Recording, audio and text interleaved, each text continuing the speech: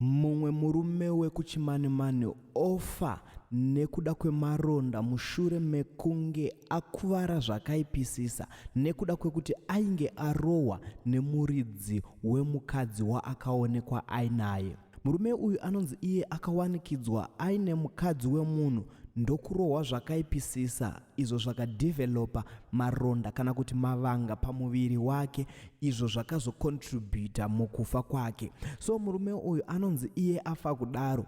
Hama dzemufi dzakarwadziwa nazvo kwazvo kuti mumwe wedu afa mushure mekunge arohwa nevanhu nemhosva yekuti ainge awanikwa aine mudzimai wemunhu. So hama dzacho dzinonzi idzo dzakatora kofini kana kuti chitunha chemufi uyu ndokuenda nacho pamba pevanhu vakamurova kuti vanosiya chitunha, ende vakachitora vakanosiya chitunha payadhi yevanhu avo vakarova hama yavo. So muri yeZimbabwe ndisanda kuradzai vhidhiyo racho renyaya iyi. Ndinokumbirawo kuti kana kari kekutanga kusvika pano ingobayawo button rekusubscribe, then turn on the notification bell kuitira kuti usarasikirwe nema-updates andinodzoka nawo pano zuva nezuva. Uye musakanganwa kufollowa our Facebook page redu rinonzi Zim Witness TV. So ndakukusiyai muchiona vhidhiyo iro remurume anonzi iye akafa mushure memainjuries aakaita nekuti ainge arohwa aonekwa aine mukadzi wemunhu.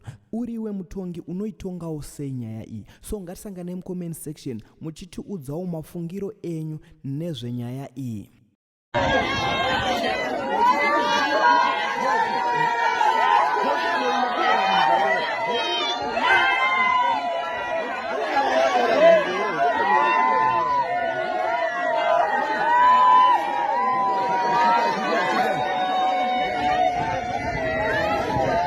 Shoot.